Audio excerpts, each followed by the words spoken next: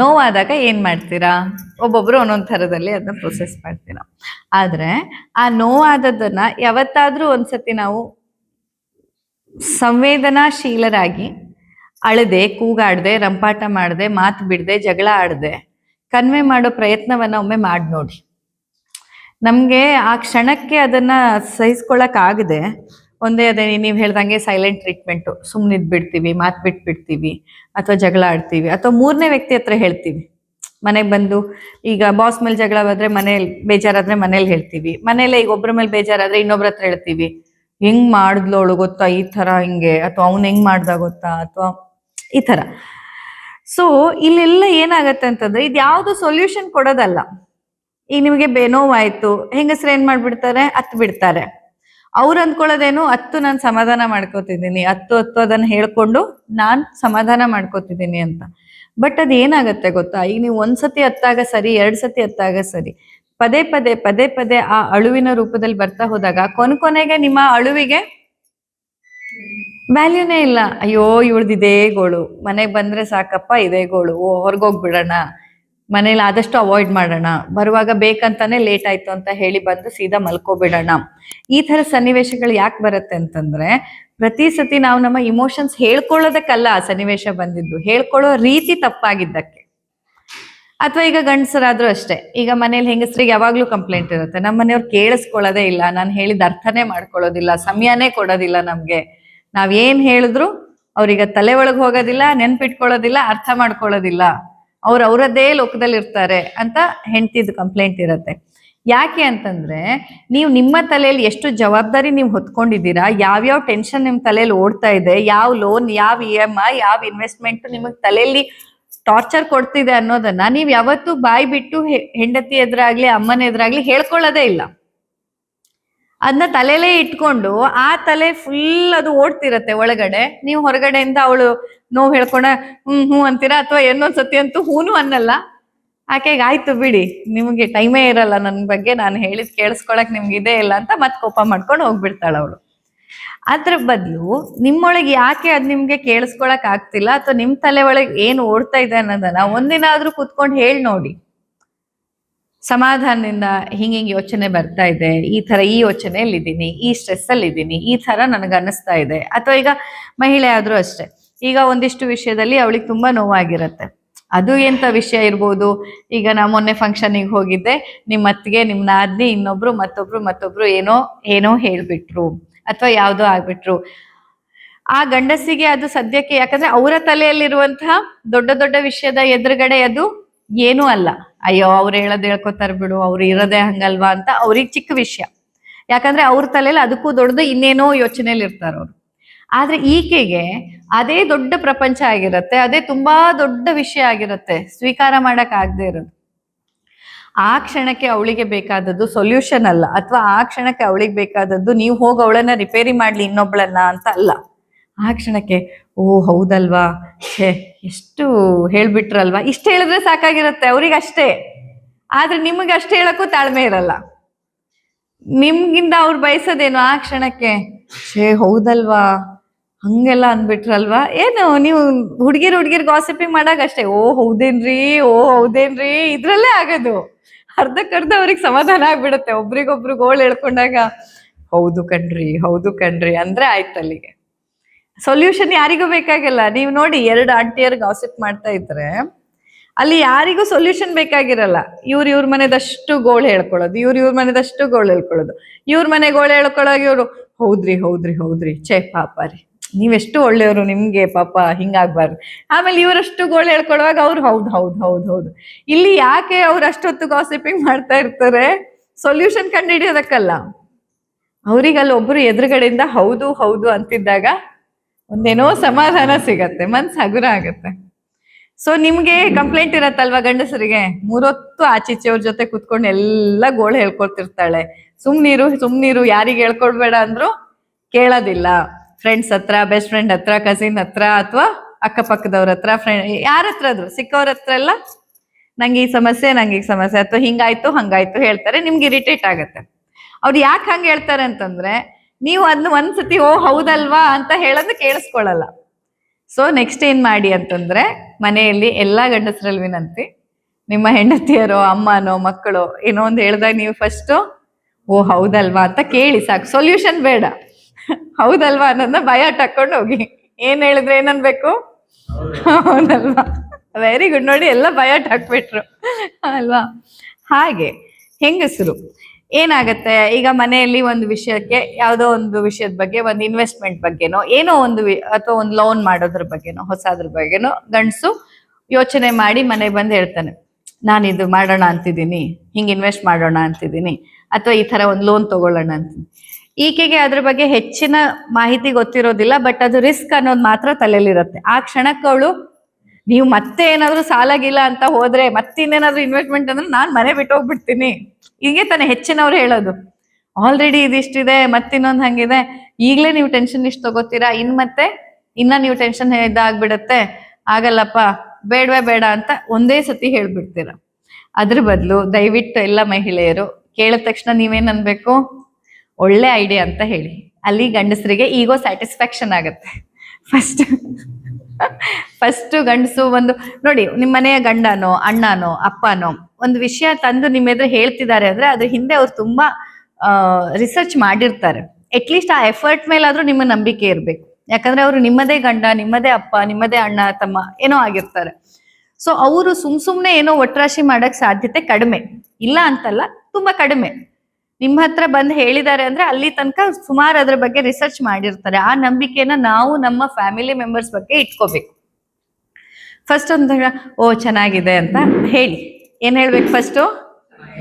ಒಳ್ಳೆ ಐಡಿಯಾ, ಚೆನ್ನಾಗಿದೆ. ಅದೇನೇ ನಿಮ್ಗೆ ಎಷ್ಟೇ ಭಯ ಆಗ್ಲಿ, ನಿಮ್ಗೆ ಎಷ್ಟೇ ಇಲ್ಲ ಇದು ಅಟ್ಟರ್ ಫ್ಲಾಪ್ ಐಡಿಯಾ, ಇದು ಮಾಡ್ಬಾರ್ದು ಅಂತ ಅನಿಸ್ಲಿ, ಆ ಕ್ಷಣಕ್ಕೆ ಏನನ್ಬೇಕು?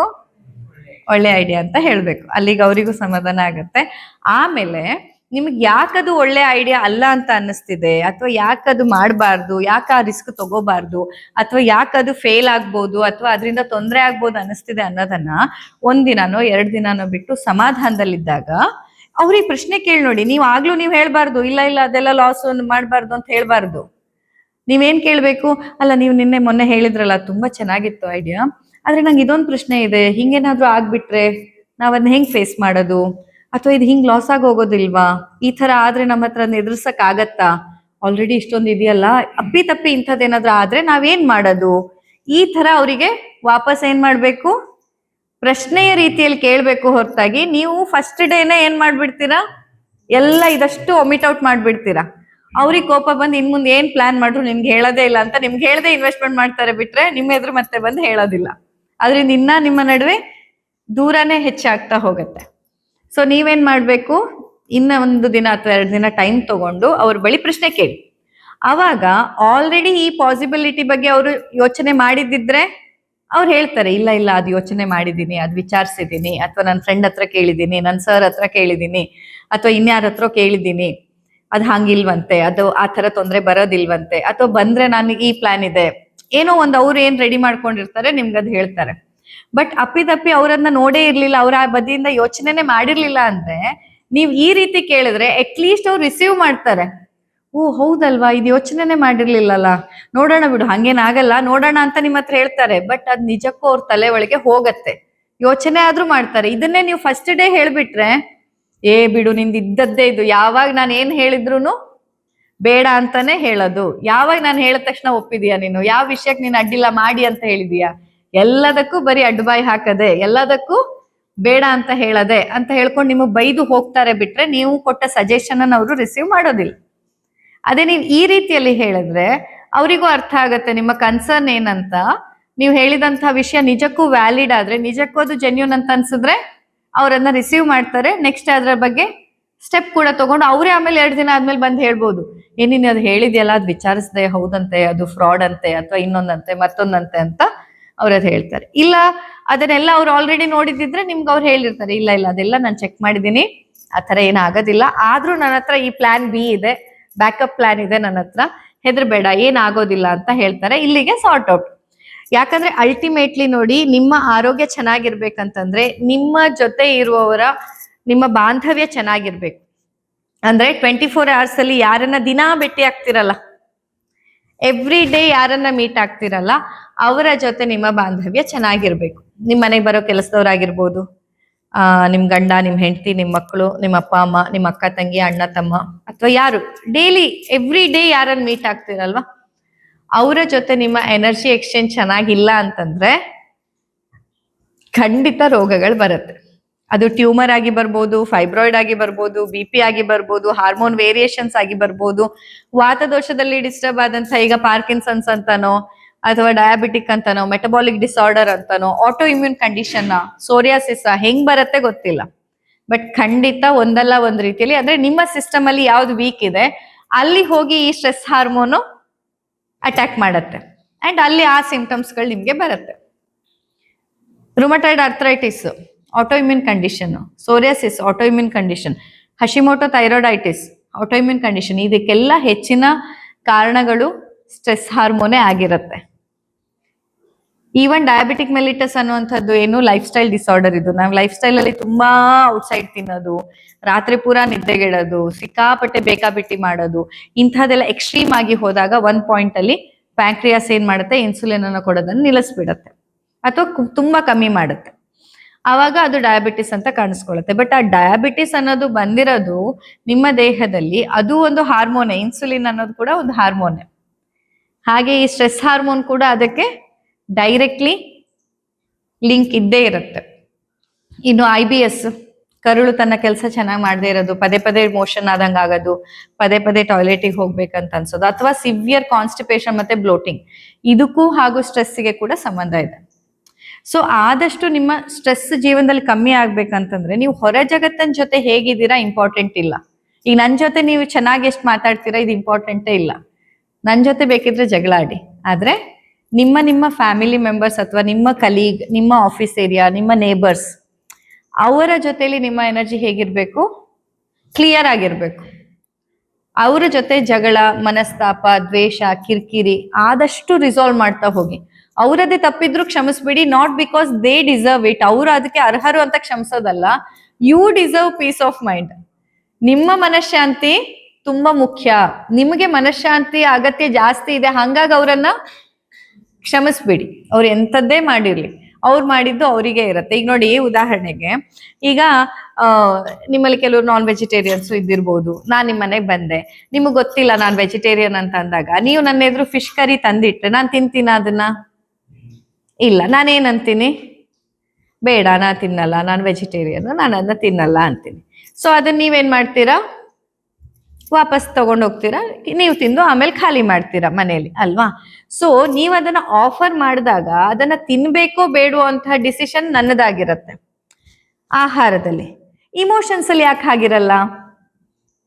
ಇಮೋಷನ್ಸ್ ಅಲ್ಲಿ ಒಬ್ರು ನಿಮ್ಗೆ ಕೋಪ ಎಸಿದ್ರು, ಒಬ್ರು ನಿಮ್ಗೆ ಏನೋ ಗಲಾಟೆ ಮಾಡಿದ್ರು, ಒಬ್ರು ನಿಮ್ಗೆ ದ್ವೇಷ ಎಸಿದ್ರು, ನೀವೇನ್ ಮಾಡ್ತೀರಾ, ಫಸ್ಟ್ ತಗೊಂಡು ತಿನ್ಕೋಬಿಡ್ತೀರಿ.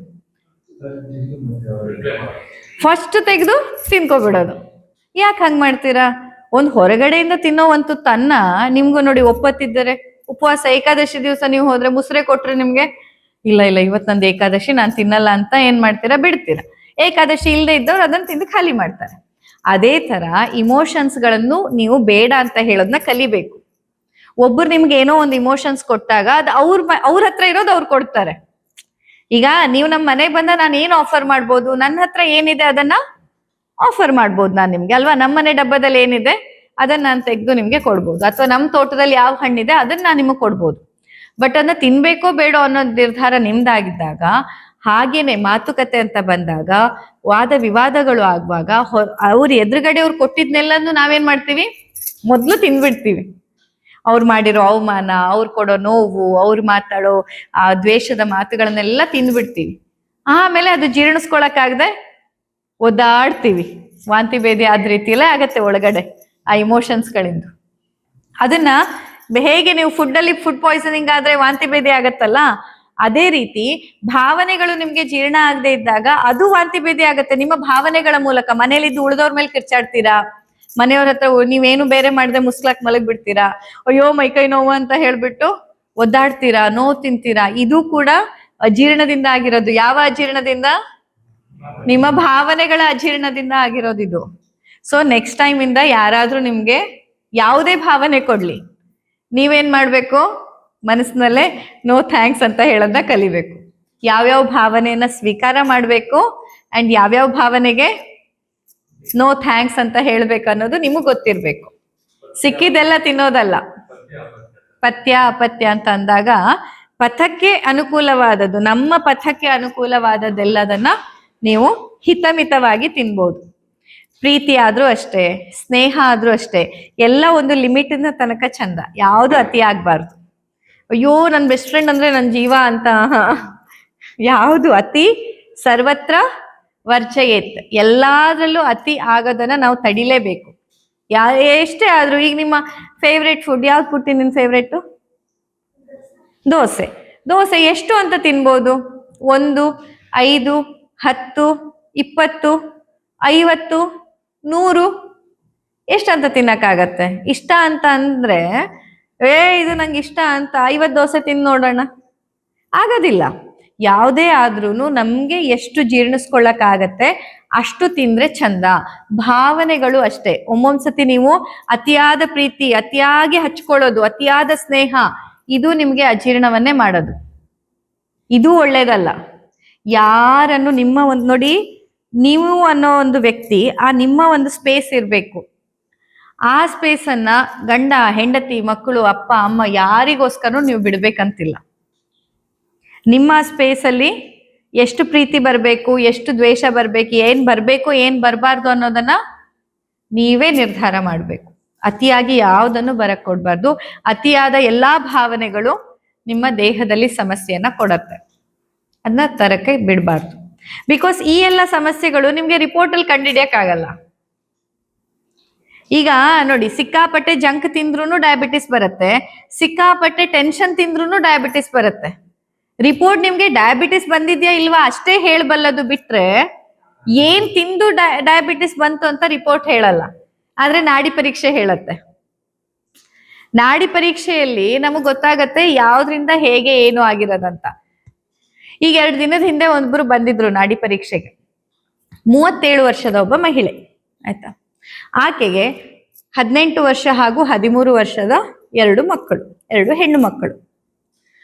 ಆಕೆಯ ನಾಡಿಯನ್ನ ನೋಡಿದಾಗ ಅಲ್ಲಿ ತುಂಬಾ ಡಿಸ್ಟರ್ಬ್ಡ್ ಎನರ್ಜೀಸ್, ಇಮೋಷನ್ಸ್ ಎಲ್ಲ ನನಗೆ ಕಾಣ್ತು. ಹಾಗೆ ರೋಗಗಳು ಸುಮಾರಿತ್ತು. ಡಯಾಬಿಟಿಸ್ ಇತ್ತು, BP ಇತ್ತು, ಥೈರಾಯ್ಡ್ ಇಶ್ಯೂಸ್ ಇತ್ತು, ಗಾಯ್ಟರ್ ಆಗಿತ್ತು, ಸುಮಾರು ಸಮಸ್ಯೆಗಳು. 37 ವರ್ಷಕ್ಕೆ ಇಷ್ಟೊಂದು ಸಮಸ್ಯೆಗಳು ಎಲ್ಲಿಂದ ಬಂದಿದೆ ಅನ್ನುವಂಥದ್ದನ್ನ ನಾಡಿಯಲ್ಲಿ ನೋಡಿದಾಗ ಸಿಕ್ಕಾಪಟ್ಟೆ ಡಿಸ್ಟರ್ಬ್ಡ್ ಎನರ್ಜೀಸ್ ಇದ್ದಾಗ ಕೇಳ್ಬೇಕಾಯ್ತು, ಏನಾಗಿದೆ, ಯಾವ ಯೋಚನೆ ಅಷ್ಟು ತಲೆಯಲ್ಲಿ ಓಡ್ತಾ ಇದೆ, ಏನಾಗ್ತಿದೆ ಅಂತ. ನೋಡಿದ್ರೆ ಆ ಒಂದು ಕನ್ಸಲ್ಟೇಷನ್ ಅಲ್ಲಿ ಆಲ್ಮೋಸ್ಟ್ ಬಹುಶಃ ನನ್ನ ಕಣ್ಣು ಒದ್ದೆ ಆಗಿತ್ತು ಅನ್ಸತ್ತೆ. ಆಕೆಗೆ 25ನೇ ವರ್ಷಕ್ಕೆ 2ನೇ ಮಗು ಡೆಲಿವರಿ ಆಗಿ ಆ ಮಗುಗೆ 1 ತಿಂಗಳಿದ್ದಾಗ್ಲೇ ಸಡನ್ ಆಗಿ ಗಂಡನಿಗೆ ಬ್ರೈನ್ ಹೆಮ್ರೇಜ್ ಆಗಿ ಡೆತ್ ಆಗ್ಬಿಡತ್ತೆ. 25 ವರ್ಷದ ಮಹಿಳೆ. ನೀವು ಯೋಚನೆ ಮಾಡ್ಬೋದು, ಎಷ್ಟೊಂದು ಜನರಿಗೆ ಇನ್ನೂ ಮದುವೆ ಆಗಿರೋದಿಲ್ಲ, ಸ್ಟಡೀಸ್ ಮುಗ್ದಿರೋದಿಲ್ಲ. ಅಂಥ ಸಮಯದಲ್ಲಿ ಆ 25 ವರ್ಷದ ಮಹಿಳೆಗೆ ಮೊದಲನೇದು 1 ಹೆಣ್ಮಗು ಇದೆ, 2ನೇ ಮಗು ಡೆಲಿವರಿ ನೋಡಿ. ಈಗ ನಾರ್ಮಲ್ ಆಗಿ ನಿಮ್ಮ ಹೆಂಡತಿ ಅಥವಾ ನೀವೇ ಸ್ವತಃ ನಿಮ್ಮ ಡೆಲಿವರಿ ಪ್ರೆಗ್ನೆನ್ಸಿ ಟೈಮ್ ನೆನ್ಪು ಮಾಡ್ಕೊಳ್ಳಿ. ಇಮೋಷನಲಿ ನಾವ್ ಎಷ್ಟು ವೀಕ್ ಇರ್ತೀವಿ ಅಲ್ವಾ. ಸುಮ್ನೆ ಮಾಮೂಲಿ ಎಲ್ಲ ಚೆನ್ನಾಗಿದ್ರು ಎಲ್ಲ ಚೆನ್ನಾಗಿದ್ದಾರೆ ಮೇಡಮ್, ಆದ್ರೆ ನಂಗೆ ಡಿಪ್ರೆಷನ್ ಅನ್ನೋರು ನಾವ್ ಎಷ್ಟು ಜನ ಇದ್ದೀವಿ ಅಂದ್ರೆ ಆ ಟೈಮ್ ನಮ್ದು ಹಂಗಿರತ್ತೆ. ನಮ್ಮ ಇಮೋಷನ್ಸ್ಗಳು ಅಷ್ಟು ವೀಕ್ ಇರತ್ತೆ, ಅಷ್ಟು ಡೆಲಿಕೇಟ್ ಆಗಿರ್ತೀವಿ ನಾವು. ಬಾಳಂತಿ ಸನ್ನಿ ಅನ್ನೋದೆಲ್ಲ ತುಂಬಾ ದೊಡ್ಡದು. ಪೋಸ್ಟ್ ಮಾರ್ಟಮ್ ಡಿಪ್ರೆಷನ್ ಅನ್ನೋದೇ ದೊಡ್ಡ ಕಾಯಿಲೆ. ಎಷ್ಟೊಂದು ಜನ ಸೂಸೈಡಲ್ ಟೆಂಡೆನ್ಸಿ ಎಲ್ಲ ಚೆನ್ನಾಗಿದ್ರು ಇರತ್ತೆ.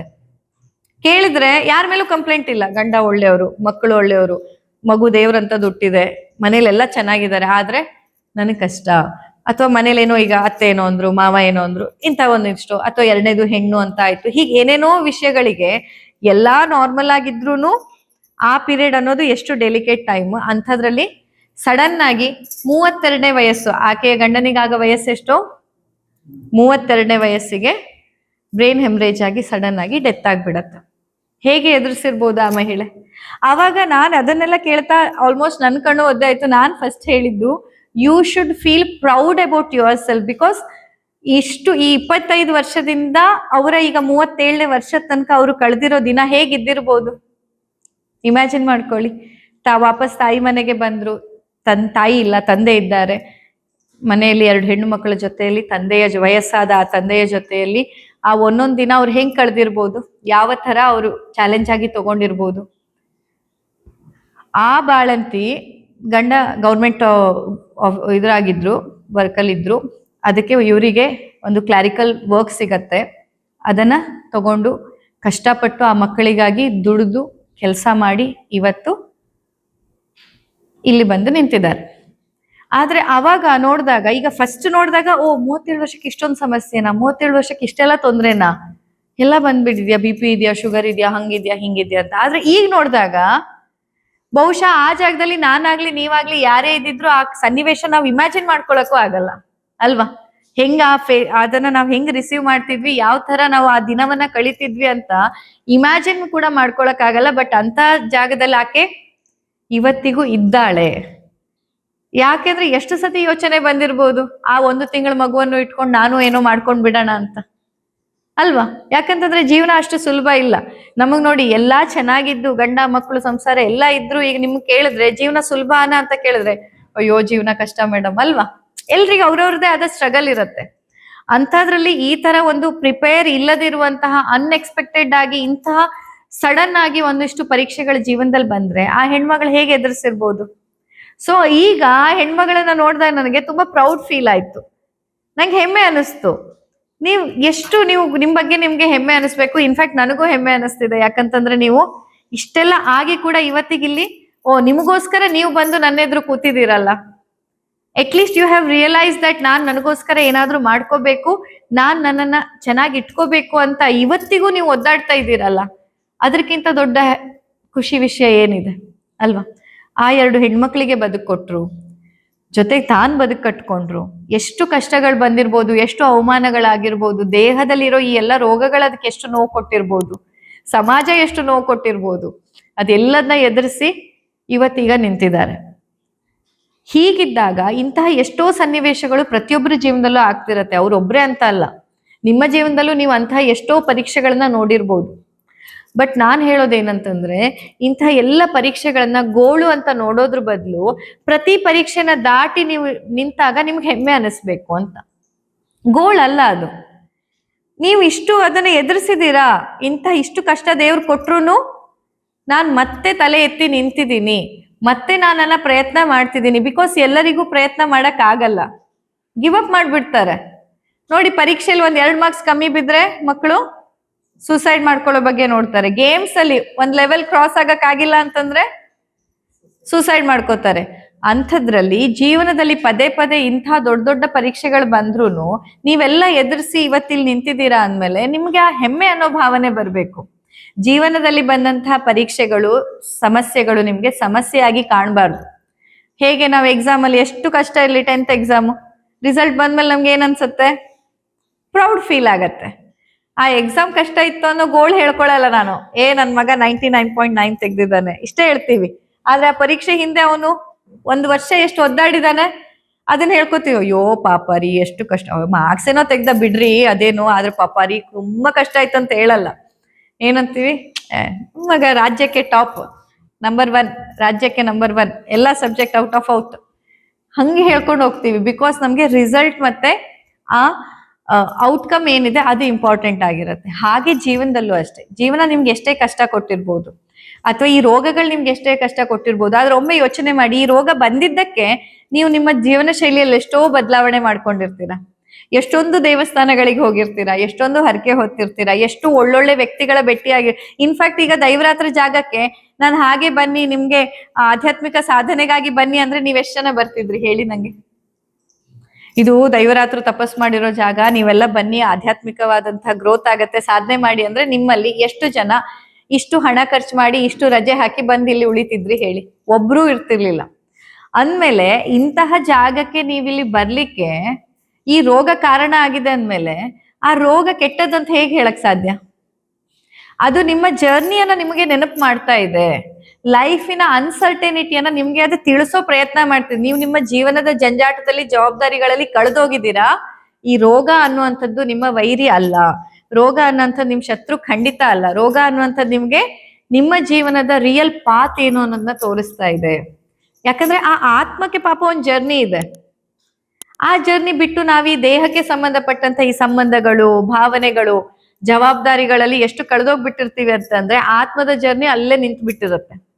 ಸೊ ಇಂಥ ಕಷ್ಟಗಳನ್ನ ಕೊಟ್ಟು ಅಥವಾ ಇಂಥ ರೋಗಗಳನ್ನ ಕೊಟ್ಟು ಅದು ನಿಮ್ಗೆ ನಿಮ್ಮ ಜರ್ನಿಯನ್ನ ಮತ್ತೆ ಪುನಃ ನೆನಪಿಸುವಂತಹ ಪ್ರಯತ್ನ ಮಾಡುತ್ತೆ.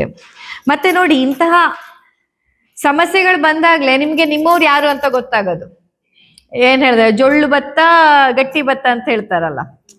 ಜೀವನ ಇಂಥ ಪರೀಕ್ಷೆ ನಿಮಗ್ ಕೊಟ್ಟ ನಿಮ್ಗೆ ಅರ್ಥ ಆಗಿರುತ್ತೆ ಯಾರು ಕಷ್ಟದಲ್ಲೂ ನಿಮ್ ಜೊತೆ ನಿಂತಿದ್ದಾರೆ, ಯಾರು ಅಯ್ಯೋ ನಿಮ್ಗೆ ಕಷ್ಟನಪ್ಪ ಬೇಡ ಟಾಟಾ ಬೈ ಬೈ ಹೇಳಿರ್ತಾರೆ ಅನ್ನೋದು ನಿಮ್ಗೆ ಅರ್ಥ ಆಗಿರುತ್ತೆ. ಇಂಥ ಸಮಯದಲ್ಲಿ ಕೈಯಲ್ಲಿ ಹಣ ಕಳ್ಕೊಂಡಾಗ, ಆರೋಗ್ಯ ಕಳ್ಕೊಂಡಾಗ, ಕೆಲಸ ಕಳ್ಕೊಂಡಾಗ, ಅಥವಾ ಬೇರೆ ರೀತಿಯಲ್ಲಿ ನಮ್ಮ ಪ್ರೀತಿ ಪಾತ್ರನ ನಾವು ಕಳ್ಕೊಂಡಾಗ ನಮ್ಮ ಜೀವನದ ರಿಯಲ್ ಎಸೆನ್ಸ್ ಏನಂತ ಗೊತ್ತಾಗತ್ತೆ. ಯಾರು ನಮ್ಮವರು, ಯಾರು ಸುಮ್ಮನೆ ಇರೋದು ಅಥವಾ ನಮ್ಮಿಂದ ಸಿಗೋ ಪ್ರಾಫಿಟಿಗಾಗಿ ನಮ್ಮ ಹತ್ರ ಇರೋದು ಅನ್ನೋದು ಗೊತ್ತಾಗಿರುತ್ತೆ. ಅಂತಿದ್ದಾಗ ನಿಮ್ಮ ಜೀವನದಲ್ಲಿ ಬಂದಿರೋ ಯಾವ ಸಮಸ್ಯೆನೂ ನಿಜವಾಗಿ ಸಮಸ್ಯೆ ಅಲ್ಲ, ನೀವು ಅಂದ್ಕೊಂಡಿದ್ದೀರಾ ಅದು ಸಮಸ್ಯೆ ಅಂತ. ಅದೆಲ್ಲ ನಿಮಗೆ ಜೀವನದ ರಿಯಾಲಿಟಿಯನ್ನ ತೋರ್ಸಕ್ಕೆ ಬಂದಿರುವಂತ ಒಂದಿಷ್ಟು ಘಟನೆಗಳಷ್ಟೇ, ಗೊತ್ತಾಯ್ತಾ? ಹಾಗಾಗಿ ಇನ್ ಮುಂದೆ ಯಾರು ಯಾವ ಕಾರಣಕ್ಕೂ ಜೀವನನ ಗೋಳು ಅಂತ ಅಂದ್ಕೊಳ್ಳಿಕ್ಕೆ ಬಾರ್ದು. ಇದೆಲ್ಲ ಒಂದೊಂದು ಪರೀಕ್ಷೆ. ಈ ಪರೀಕ್ಷೆ ನಿಮ್ಮನ್ನ ಇನ್ನಷ್ಟು ಎತ್ತರಕ್ಕೆ ತಗೊಂಡು ಹೋಗುತ್ತೆ. ಹೇಗೆ ಒಂದೊಂದು ಎಕ್ಸಾಮ್ ಮುಗಿತಾ ಹೋದಂತೆ ನಾವು ಇನ್ನಷ್ಟು ಹೈಯರ್ ಕ್ವಾಲಿಫಿಕೇಶನ್ ಆದಷ್ಟು ನಮ್ಗೆ ವ್ಯಾಲ್ಯೂ ಜಾಸ್ತಿ ಸಮಾಜದಲ್ಲಿ ಅಲ್ವಾ. ಒಬ್ಬ LKG ಎಕ್ಸಾಮ್ ಪಾಸ್ ಮಾಡಿರ್ತಾನೆ, ಒಬ್ಬ PhD ಎಕ್ಸಾಮ್ ಪಾಸ್ ಮಾಡಿರ್ತಾನೆ. ಯಾರಿಗ್ ವ್ಯಾಲ್ಯೂ ಜಾಸ್ತಿ? PhD exam. ಆದ್ರೆ ಎಕ್ಸಾಮ್ ಬರೆಯೋ ಹೊತ್ತಿಗೆ ಇಮ್ಯಾಜಿನ್ ಮಾಡಿ, ಅವನು PhD ಅವನು ನೋಡ್ಕೊಂಡು, ನೋಡಿ ಮೇಡಮ್ ಅವನಿಗೆ ಎಷ್ಟು ಈಸಿ ಎಕ್ಸಾಮು, ಬರೀ A for apple B for ball ಬರ್ದಿದ್ದಕ್ಕೆ ಗ್ರಾಜುಯೇಷನ್ ಆಗೋಯ್ತು, ನಾನು ಇನ್ನ 5 ವರ್ಷದಿಂದ PhD ರಿಸರ್ಚ್ ಮಾಡ್ತಾನೆ ಇದ್ದೀನಿ, ಥೀಸಿಸ್ ಸಬ್ಮಿಟ್ ಮಾಡ್ತಾನೆ ಇದ್ದೀನಿ ಅಂತ ಹತ್ರೆ ನೀವೇನಂತೀರಾ? ಬಿಡಪ್ಪ, ಯಾಕೆ ಆ ಹುಡ್ಗಂಗ್ ಹೋಗಿ ಯಾಕೆ ಕಂಪೇರ್ ಮಾಡ್ಕೋತೀಯ, ಅವನಿನ್ನು ಚಿಕ್ಕವನು, ಅವನು ಪಾಪ ಬರೀತಿರೋದು LKG ಎಕ್ಸಾಮ್, ನೀನ್ ಬರೀತಾ ಇರೋದು PhD ಎಕ್ಸಾಮ್. ಸೊ ನಿಮ್ಮಿಬ್ರಿಗೆ ವ್ಯತ್ಯಾಸ ಇದೆ ಅಂತ ನೀವೇ ಬುದ್ಧಿ ಹೇಳಿರ್ತೀರ.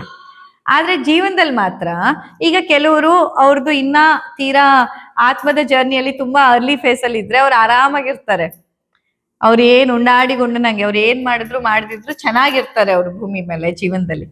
ಅದನ್ನ ನೋಡ್ಕೊಂಡು ನೀವು ನೋಡಿ ಮೇಡಮ್ ಅವರೆಲ್ಲ ಹೆಂಗೆಲ್ಲ ಚೆನ್ನಾಗಿದ್ದಾರೆ, ನಾವ್ ಇಷ್ಟು ಒಳ್ಳೆಯವ್ರು, ನಾನು ಯಾರಿಗೆ ಕೆಟ್ಟದ್ ಮಾಡಿಲ್ಲ, ನಾನು ಏನು ಇದ್ ಮಾಡಿಲ್ಲ, ಆದ್ರೆ ನನಗೆ ಕಷ್ಟದ ಮೇಲೆ ಕಷ್ಟ, ನನಗೆ ತೊಂದರೆ ಮೇಲೆ ತೊಂದರೆ ಅಂತ ಹೇಳಿರ್ತೀರ. ಹೌದಾ ಅಲ್ವಾ?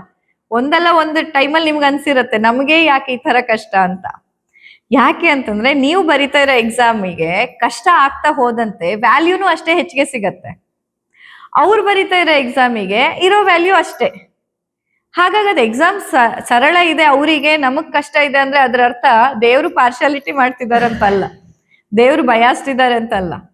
ಅವ್ರು ಯಾವ ಎಕ್ಸಾಮ್ ಬರ್ದಿದ್ದಾರೆ ಅದ್ರ ಸರ್ಟಿಫಿಕೇಟ್ ಸಿಗತ್ತೆ, ನೀವ್ ಯಾವ ಎಕ್ಸಾಮ್ ಬರ್ದಿದ್ದೀರಾ ಅದ್ರ ಸರ್ಟಿಫಿಕೇಟ್ ಸಿಗತ್ತೆ. ಸೊ ವ್ಯಾಲ್ಯೂ ಹೆಚ್ಚಿಗೆ ಇದೆ ಅಂತಂದಾಗ ಕಷ್ಟ ಕೂಡ ಹೆಚ್ಚಿಗೆನೆ ಇರುತ್ತೆ. ನಿಮ್ಗೆ ಹಂಗಲ್ಲ, ವ್ಯಾಲ್ಯೂ ಹೆಚ್ಚಿಗೆ ಸಿಗ್ಬೇಕು, ಆದ್ರೆ ಎಕ್ಸಾಮ್ ಮಾತ್ರ LKGದಾಗಿರ್ಬೇಕು. ನಿಮ್ಗೆ ವ್ಯಾಲ್ಯೂ ಈಗ CA ಕ್ವಾಲಿಫೈಡ್, CA ಕ್ಲಿಯರ್ ಆಯ್ತು ಅಂತ ನಿಮ್ಗೆ ಸರ್ಟಿಫಿಕೇಟು ವ್ಯಾಲ್ಯೂ ಬೇಕು. ಆದ್ರೆ CA ಎಕ್ಸಾಮ್ ಹೆಂಗಿರ್ಬೇಕು? LKG ತರ ಇರ್ಬೇಕು.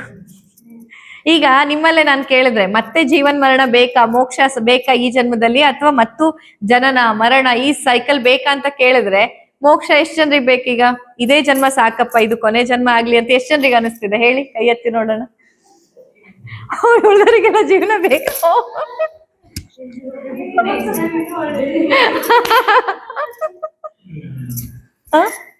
ಅಲ್ವಾ? ಕೇಳ್ತಾ ಹೋದಾಗ ನಮ್ಗೆಲ್ಲರಿಗೂ ಮೋಕ್ಷ ಬೇಕು, ಶಿವನ ಪಾದ ಸೇರ್ಬೇಕು, ಎಂತ ಕೈಲಾಸ ಮತ್ತೆ ಇದು ವಿಷ್ಣು ವೈಕುಂಠ ಸೇರ್ಬೇಕು ನಾವೆಲ್ಲರೂ ಅಂತ ಆಸೆ. ಆದ್ರೆ ಆ ವೈಕುಂಠ ಸೇರ್ಬೇಕಂದಾಗ ಅಷ್ಟು ಪರೀಕ್ಷೆ ದಾಟ್ಬೇಕಲ್ವಾ? ಅಷ್ಟು ಪರೀಕ್ಷೆ ದಾಟುವಾಗ ಕಷ್ಟಗಳಾಗದೆ, ಎಲ್ಲಾ ಕಠಿಣ ದಾರಿಯನ್ನ ದಾಟಿ ಹೋದಾಗ್ಲೇನೆ ಅದ್ ನಮ್ಗೆ ಸಿಗೋದು. ಹಾಗಾಗಿ ಆ ಕಠಿಣತೆಯನ್ನ ಕಠಿಣ ಅಥವಾ ಕಷ್ಟ ಅಥವಾ ಗೋಳ್ ಅಂತ ನೋಡ್ದೆ ಹೆಂಗ್ ನೋಡ್ಬೇಕು?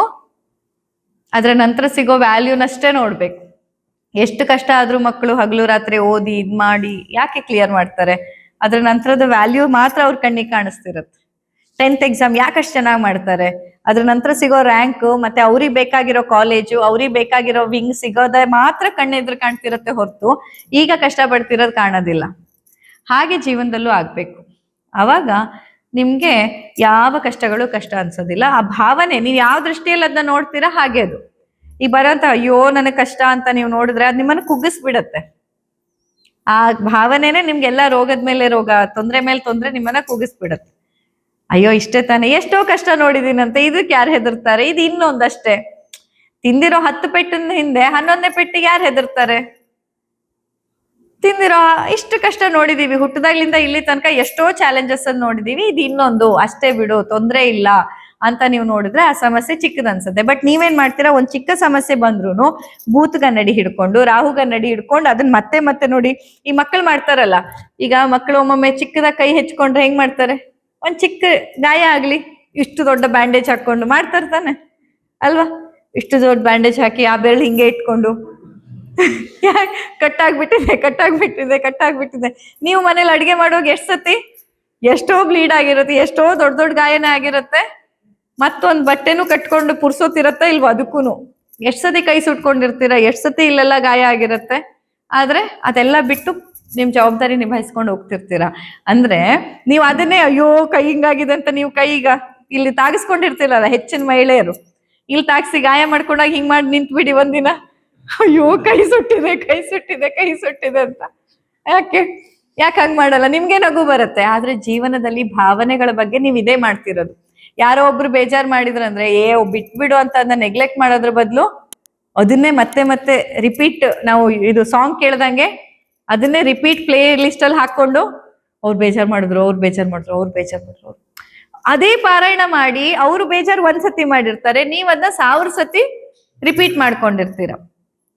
ಒಂದು ದೇಹದಲ್ಲಿ ಒಂದು ಅನಾರೋಗ್ಯ ಇದೆ ಅಂದ್ರೆ ಅದರಿಂದ ನೋವು ಇಷ್ಟೇ ಆಗಿರುತ್ತೆ, ಅಯ್ಯೋ ನಂಗೆ ಶುಗರು, ಅಯ್ಯೋ ನಂಗೆ ಇದು ಬಂತು ಅಂತ ಹೇಳಿ ನೀವು ರಾಹು ಕನ್ನಡಿ ಹಾಕಿ ಅದೇ ಈ ಗಾಯ ಹಿಂಗ್ ಇಟ್ಕೊಂಡಂಗೆ ಅಯ್ಯೋ ಸುಟ್ಟೋಯ್ತು ಅಂದಂಗೆ ಅಲ್ವಾ? ಹಂಗ್ ಮಾಡ್ಬಾರ್ದು. ಸಮಸ್ಯೆಗಳು ಬರುತ್ತೆ. ಜೀವನ ಅಂದ್ಮೇಲೆ ಸಮಸ್ಯೆಗಳು ಇಲ್ದೇ ಇರೋ ಜೀವನ ಯಾರಿಗೂ ಇಲ್ಲ, ಯಾವ ಪ್ರಾಣಿ ಪಕ್ಷಿಗಳಿಗೂ ಇಲ್ಲ. ಒಂದೊಂದು ಪ್ರಾಣಿಗಳು ಕೂಡ ಕೆಲಸ ಮಾಡುವಾಗ ಎಷ್ಟು ಕಷ್ಟಪಟ್ಟು ಅವ್ರ ಜೀವನ ಕಟ್ಕೊಂಡಿರುತ್ತೆ. ಒಂದಿಷ್ಟು ಪುಟಾಣಿ ಹಕ್ಕಿ ಆಗ ಗೂಡು ಕಟ್ಟಬೇಕಂದಾಗ ಅದ್ರ ಹಿಂದೆ ಎಷ್ಟು ಪರಿಶ್ರಮ ಹಾಕತ್ತೆ, ಅಷ್ಟು ಪರಿಶ್ರಮ ಹಾಕಿ ಗೂಡು ಕಟ್ಟಿ ಮೊಟ್ಟೆ ಇಟ್ಟ ಮೇಲೆ 1 ನಿಮಿಷದಲ್ಲಿ ಹಾವು ಬಂದು ತಿನ್ಕೊಂಡು ಹೋಗತ್ತೆ ಆ ಮೊಟ್ಟೆನ. ಅದಕ್ಕಿಲ್ದೆ ಇರೋ ಗೋಳು ನಿಮಗಿದ್ಯಾ ಅಂತ ನಾನು ಕೇಳೋದು.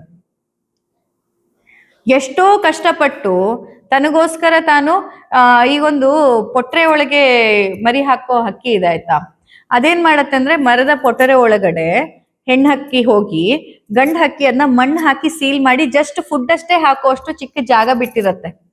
ಆ ಮಣ್ಣು ಸೀಲ್ ಮಾಡಿದ್ಮೇಲೆ ಗಟ್ಟಿ ಆಗ್ಬಿಟ್ಟಿರತ್ತೆ ಮಣ್ಣು. ಆ ಹಕ್ಕಿ ಮೊಟ್ಟೆ ಇಟ್ಟು ಅದನ್ನ ಮರಿ ಮಾಡೋ ತನಕನು ಗಂಡು ಹಕ್ಕಿ ಪ್ರತಿನಿತ್ಯ ಅದಕ್ಕೆ ಫುಡ್ ತಗೊಂಡೋಗಿ ಕೊಡ್ತಾ ಇರತ್ತೆ. ಆ ಚಿಕ್ಕ ತೂತಿರತ್ತೆ, ಯಾಕಂದ್ರೆ ಯಾರು ಹೋಗಿ ಅದನ್ನ ಅದಕ್ಕೆ ತೊಂದರೆ ಕೊಡಬಾರ್ದು ಅನ್ನೋ ರೀತಿಲಿ ಫುಡ್ ಹಾಕಕ್ ಆಗುವಷ್ಟೇ ಚಿಕ್ಕ ತೂತಿರತ್ತೆ, ಒಳಗಿರತ್ತೆ. ಅಪ್ಪಿ ತಪ್ಪಿ ಯಾವುದೇ ಕಾರಣದಲ್ಲಿ ಆ ಗಂಡು ಹಕ್ಕಿ ಸತ್ತು ಹೋದ್ರೆ ಆ ಹೆಣ್ಣು ಹಕ್ಕಿ ಕೂಡ ಅದೇ ಪೊಟ್ರೆಯಲ್ಲಿ ಸಾಯುತ್ತೆ. ಎಷ್ಟೊಂದು ಕಡೆಗಳಲ್ಲಿ ಮರವನ ಕಾಡಲ್ಲಿ ದಟ್ಟ ಕಾಡಲ್ಲಿ ಕಡಿಯುವಾಗ್ಲೋ ಇದ್ ಮಾಡುವಾಗ್ಲೋ ಅಲ್ಲಿ ಪೊಟರೆಯಲ್ಲಿ ಹಕ್ಕಿಯ ಮೂಳೆಗಳು ಸಿಗತ್ತೆ. ಅದ್ರ ಬಗ್ಗೆ ಸ್ಟಡಿ ಮಾಡಿದಾಗ ಗೊತ್ತಾಗತ್ತೆ ಈ ಹಕ್ಕಿಯ ಇವ್ರದ್ದು ಸಂತಾನೋತ್ಪತ್ತಿ ಪ್ರಕ್ರಿಯೆ ಈ ತರ ನಡೀತಾ ಇರತ್ತೆ. ಅದು ಮೊಟ್ಟೆ ಹಾಕಿ ಮರಿ ಹಾಕಿದ್ಮೇಲೆ ಆ ಗಂಡು ಹಕ್ಕಿ ಬಂದು ಅದನ್ನು ಒಡಿಯತ್ತೆ. ಅದನ್ನ ಒಡೆದು ಹಕ್ಕಿಗಳು ಮತ್ತೆ ಹೆಣ್ಣು ಹಕ್ಕಿ ಎಲ್ಲ ಹೊರಗೆ ಬರತ್ತೆ.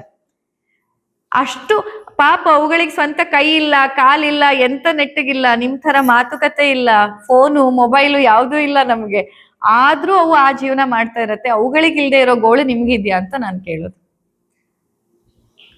ಇದರಲ್ಲಿ ಸಮುದ್ರದ ಆಮೆ ಇರತ್ತಲ್ಲ, ದೊಡ್ಡ ಆಮೆ, ಕಡಲಾಮೆ ಅಂತ ಹೇಳ್ತೀವಲ್ಲ, ಅದು ಕಡಲ ತೀರಕ್ಕೆ ಬಂದು ಇದ್ರಲ್ಲಿ ಮರಳಿನಲ್ಲಿ ಮೊಟ್ಟೆ ಇಟ್ಟು ಹೋಗತ್ತೆ.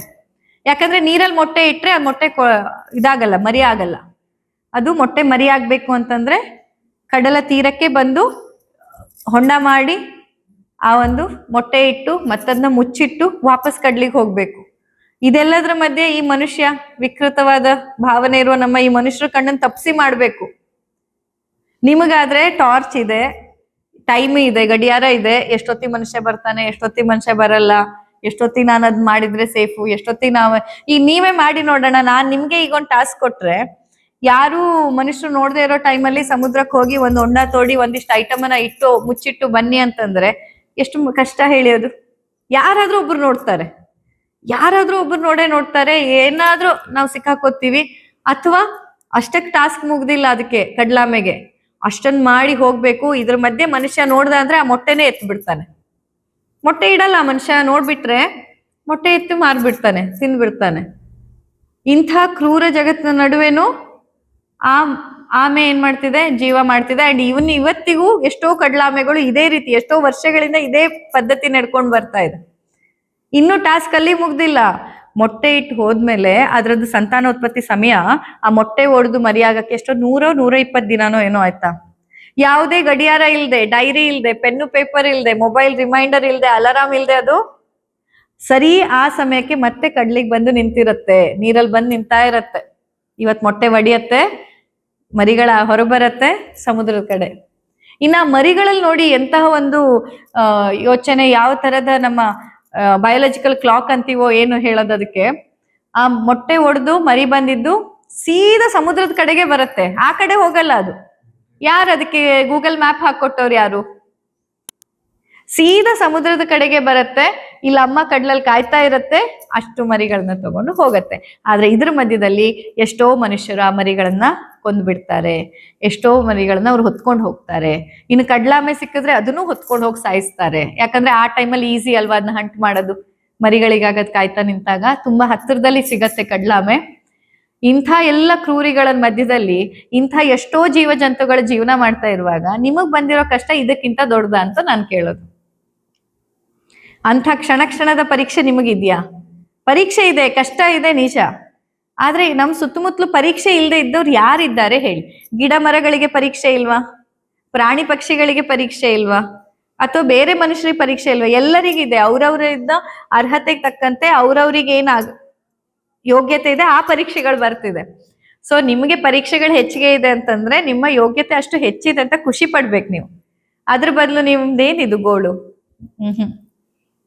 ನೀವು ಆ ಗೋಳು, ಬೇಜಾರು, ನೋವು, ಸಂಕಟ, ದ್ವೇಷ, ಮನಸ್ತಾಪ, ಜಗಳ, ಕೋಪ, ಕೀಳರಿಮೆ ಇದೆಲ್ಲ ಲೋವರ್ ಫ್ರೀಕ್ವೆನ್ಸಿ ಆಯ್ತಾ. ಈ ಲೋವರ್ ಫ್ರೀಕ್ವೆನ್ಸಿ ಇಮೋಷನ್ಸ್ ಅಲ್ಲಿ ಇದ್ರೆ ಯಾವತ್ತೂ ನೀವು ಗ್ರೋತ್ ಆಗಲ್ಲ. ಹಣಕಾಸಿನಲ್ಲಿ ನೀವು ಅಭಿವೃದ್ಧಿ ಹೊಂದಕ್ಕಾಗಲ್ಲ, ಜೀವನದಲ್ಲಿ ಅಭಿವೃದ್ಧಿ ಹೊಂದಕ್ಕಾಗೋದಿಲ್ಲ, ಯಾವ ಫೇಸಲ್ಲೂ ನೀವು ಗ್ರೋತ್ ಆಗಕ್ಕಾಗೋದಿಲ್ಲ. ಅದ್ರ ಬದಲು ಪ್ರೀತಿ, ಸಹನೆ, ತಾಳ್ಮೆ, ಕರುಣೆ, ಧೈರ್ಯ, ಆತ್ಮವಿಶ್ವಾಸ, ನಂಬಿಕೆ, ಸಹಾಯ, ಕ್ಷಮೆ ಇವೆಲ್ಲ ಹೈಯರ್ ಫ್ರೀಕ್ವೆನ್ಸಿ ಇಮೋಷನ್ಸ್ಗಳು. ಸೊ ಯಾವ್ಯಾವಾಗ ಇಮೋಷನ್ಸ್ ನಿಮ್ಮ ಕೈ ಮೀರ್ತಿದೆ ಅನಿಸ್ತಿದೆ, ದಯವಿಟ್ಟು ಲೋವರ್ ಫ್ರೀಕ್ವೆನ್ಸಿ ಇಮೋಷನ್ಸ್ ಅನ್ನ ಆದಷ್ಟು ದೂರ ಇಟ್ಕೊಂಡು ಹೈಯರ್ ಫ್ರೀಕ್ವೆನ್ಸಿಯಲ್ಲಿ ಹುಡುಕಿ. ಯಾವ್ದನ್ನ ಈಗ ನಾನು ತಂದ್ಕೊಳ್ಳಿ, ಆತ್ಮವಿಶ್ವಾಸ ತಂದ್ಕೊಳಕ್ಕಾಗತ್ತಾ, ಕ್ಷಮಿಸಕ್ಕಾಗತ್ತಾ, ಪ್ರೀತಿ ತಂದ್ಕೊಳಕ್ಕಾಗತ್ತಾ, ಕರುಣೆ ತಂದ್ಕೊಳಕ್ಕಾಗತ್ತಾ, ಸಹನೆ ತಂದ್ಕೊಳಕ್ಕಾಗತ್ತಾ. ಸೊ ಅಪ್ಪರ್ ಫ್ರೀಕ್ವೆನ್ಸಿ ಇಮೋಷನ್ಸ್ ಗಳಲ್ಲಿ ಯಾವ್ದನ್ನ ನಾನು ಈಗ ಸದ್ಯಕ್ಕೆ ತಂದ್ಕೊಳ್ಬಹುದಂತ ಯೋಚನೆ ಮಾಡಿ ಆ ಕ್ಷಣಕ್ಕೆ ಆ ಇಮೋಷನ್ಸ್ ಅನ್ನ ತಂದ್ಕೊಳ್ಳಿ. ಜೀವನದಲ್ಲಿ ತುಂಬಾ ಅಭಿವೃದ್ಧಿ ಆಗತ್ತೆ.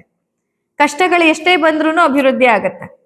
ಆದ್ರೆ ಲೋವರ್ ಫ್ರೀಕ್ವೆನ್ಸಿ ಇಮೋಷನ್ಸ್ ನಲ್ಲೇ ಇದ್ಬಿಟ್ರೆ ನೋಡಿ, ಈಗ ಮೊನ್ನೆ PU ರಿಸಲ್ಟ್ ಬಂತು. ಯಾರೋ ಒಬ್ಳು ಹುಡುಗಿ ದಿಶಾ ಇರ್ಬೋದು ಅಲ್ವಾ, ಕರ್ನಾಟಕಕ್ಕೆ ಟಾಪರ್ ಆಗಿರೋಂಥ ಇದ್ರಲ್ಲಿ ಅವಳದು ಎಕ್ಸಾಮ್ ಮಧ್ಯದಲ್ಲಿ ತಾಯಿ ಸತ್ತೋಗ್ತಾಳೆ. ಅವಳ ತಾಯಿ ಎಕ್ಸಾಮ್ನ ಮಧ್ಯದಲ್ಲೇ ತೀರ್ ಹೋದ್ರುನು ಅವಳು ಮತ್ತೆ ಛಲ ಬಿಡದೆ ಎಕ್ಸಾಮ್ ಬರೀತಾಳೆ, ರಾಜ್ಯಕ್ಕೆ ಟಾಪರ್ ಆಗಿ ಬರ್ತಾಳೆ ಅವಳು. ಇಲ್ಲಿ 2 ಆಪ್ಷನ್ ಇರುತ್ತೆ. ಅಯ್ಯೋ ಪಾಪ ಹುಚ್ಚು, ತುಂಬಾ ಹುಡುಗಿ ಜಾಣ ಇದ್ಲು, ಆದ್ರೆ ಅವ್ರ ತಾಯಿ ತೀರೋದ್ರಲ್ವಾ, ಹಂಗಾಗಿ ಅವಳು ಎಕ್ಸಾಮೇ ಬರ್ದಿದ್ರೆ ತುಂಬಾ ಜಾಣೆ ಇದ್ಲು, 90-95 ಮಾಡ್ತಿದ್ಲೇನೋ ಅನ್ನುವಂಥದ್ದು ಒಂದು ಆಪ್ಷನ್. 2ನೇ ಆಪ್ಷನ್, ತಾಯಿನೇ ಕಳ್ಕೊಂಡ್ರು, ಎಕ್ಸಾಮ್ ಮಧ್ಯೆ ತಾಯಿಯನ್ನೇ ಕಳ್ಕೊಂಡ್ರು, ಪರೀಕ್ಷೆ ಬರ್ದು ಇಡೀ ರಾಜ್ಯಕ್ಕೆ ಟಾಪರ್ ಆಗಿ ನಿಂತ್ಲು.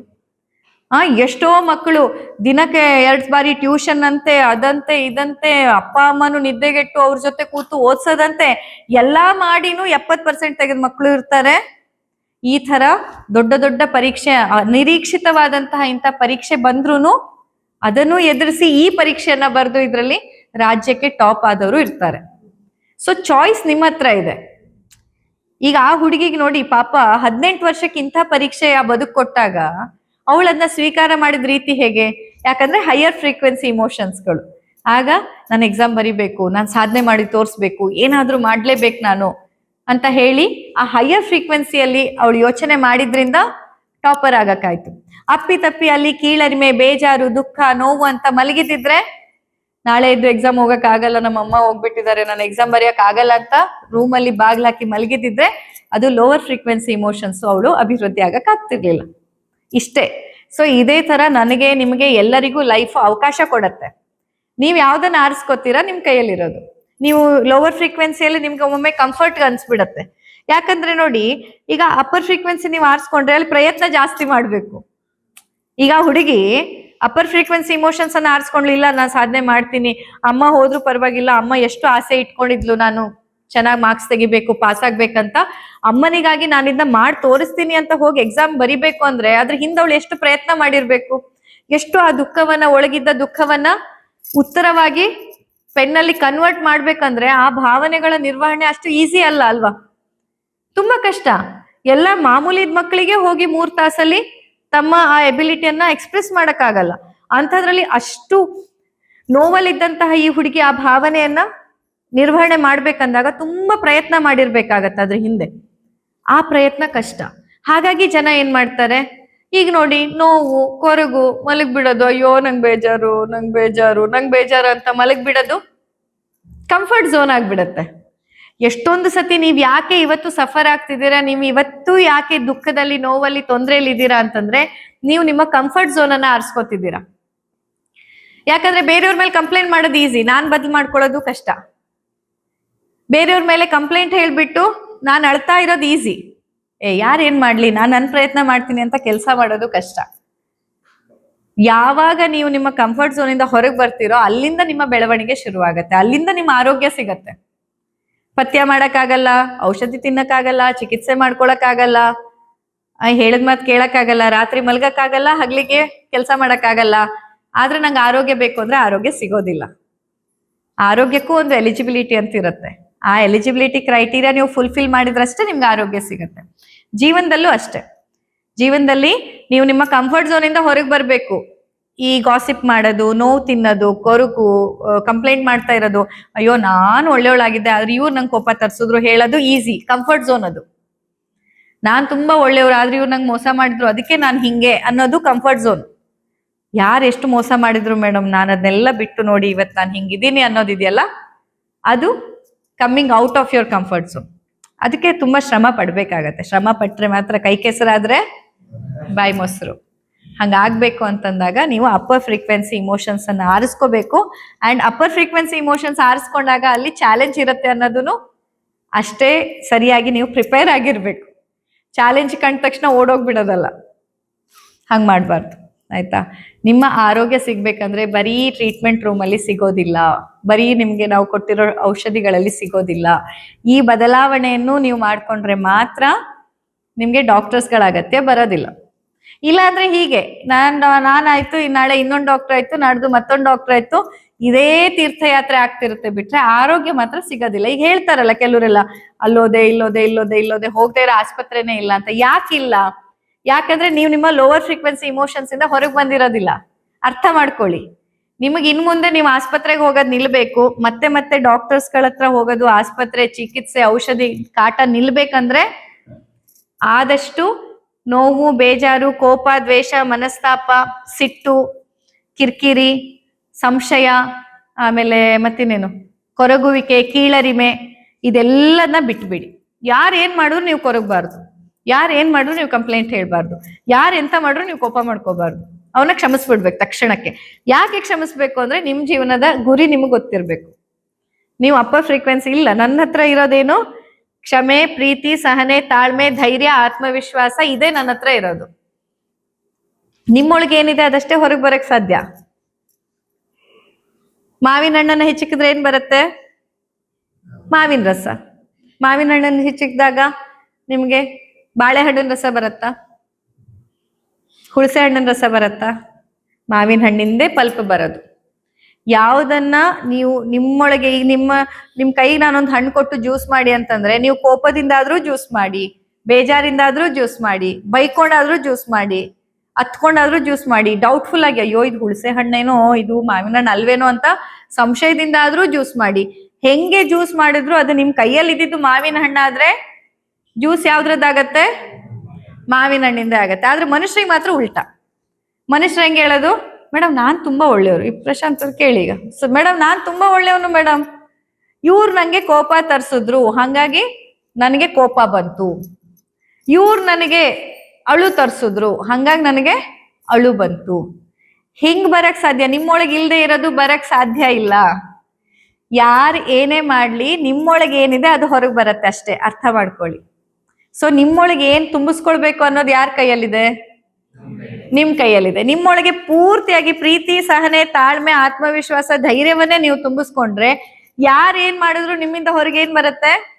ಇನ್ನಷ್ಟು ತಾಳ್ಮೆ, ಇನ್ನಷ್ಟು ಧೈರ್ಯ, ಇನ್ನಷ್ಟು ಆತ್ಮವಿಶ್ವಾಸ, ಇನ್ನಷ್ಟು ಕ್ಷಮೆನೇ ಬರುತ್ತೆ ಹೊರತಾಗಿ ಕೋಪ, ದ್ವೇಷ, ಮನಸ್ತಾಪ, ಜಗಳ, ನೋವು, ಸಂಕಟ ಬರೋದಿಲ್ಲ. ನೀವೇನ್ ಮಾಡ್ತೀರಾ? ತುಂಬಿಸ್ಕೊಳ್ಳೋದಷ್ಟು ಸಂಕಟನ, ಆಮೇಲೆ ಹೇಳೋದು ಅವ್ರು ತುಂಬಿಸಿದ್ರು. ಯಾರು ತುಂಬಿಸಕ್ ಸಾಧ್ಯ ಇಲ್ಲ, ನೀವೇ ತುಂಬಿಸ್ಕೊಂಡಿರೋದು ಕೈಯಾರೆ. ಅದಷ್ಟನ್ನು ಬಿಡ್ಬೇಕು. ಬಿಟ್ಬಿಟ್ರೆ ನೋಡಿ ಎಲ್ಲ ನಿಮ್ಮ ಹೆಲ್ತ್ ಇಶ್ಯೂಸ್ ರಿಸಾಲ್ವ್ ಆಗ್ಬಿಡುತ್ತೆ. ಆದ್ರೆ ಇದನ್ನ ಹೆಂಗ್ ಕಲ್ತ್ಕೋತೀರಾ ನೋಡಿ ಅಲ್ವಾ?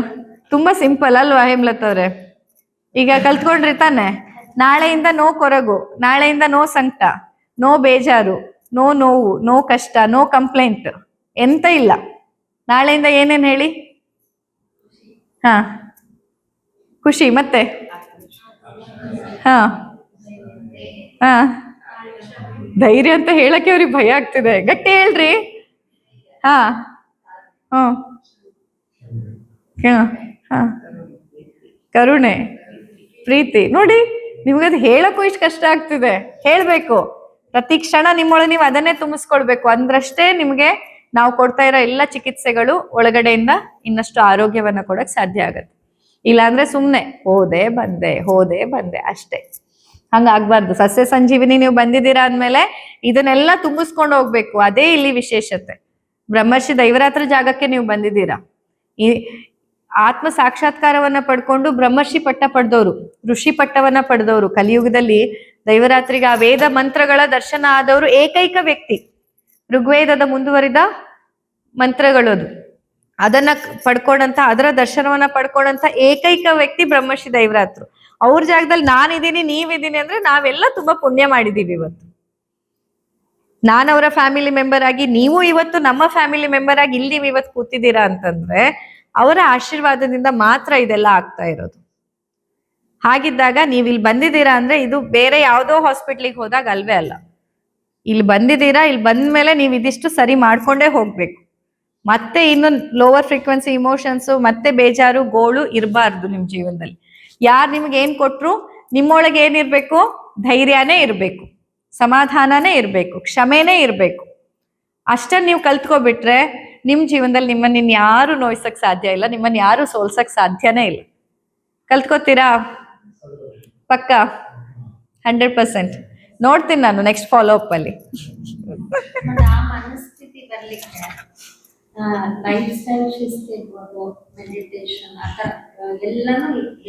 ಎಲ್ಲ ಬೇಕು. ಅಷ್ಟೇ ಅಲ್ಲದೆ ಪ್ರತಿ ಕ್ಷಣಕ್ಕೆ ಈ ಅರಿವು ಮುಖ್ಯ.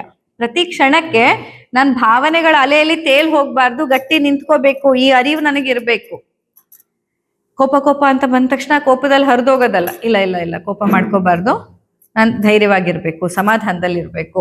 ಆ ಅರಿವು ನಿಮ್ಗೆ ಇದ್ಬಿಟ್ರೆ ಪ್ರತಿ ಕ್ಷಣದಲ್ಲಿ ನೀವು ಬದುಕದ್ ಕಲ್ತ್ ಬಿಟ್ರೆ ಅದು ಇರೋದೇ ಇಲ್ಲ. ನೀವು ಈ ಕ್ಷಣದಲ್ಲಿ ಇಲ್ಲಿ ಕೂತಿರ್ತೀರಾ, ಇನ್ನು ನೆಕ್ಸ್ಟ್ ಸಂಜೆ ಈಗ ಹೋಗಿ ಹೊರಗೋಗಿ ಯಾರಿಗೋ ಫೋನ್ ಮಾಡ್ಬೇಕು, ಹೊರಗಿನ ಕೆಲಸ ಅದ್ ತಲೆಯಲ್ಲಿ, ಇಲ್ಲ ಮಧ್ಯಾಹ್ನದೇನೋ ಯೋಚನೆ, ಇದ್ರಲ್ಲೇ ಇರ್ತೀರಾ ನೀವು. ಈ ಕ್ಷಣದಲ್ಲಿ ಇರೋದಿಲ್ಲ.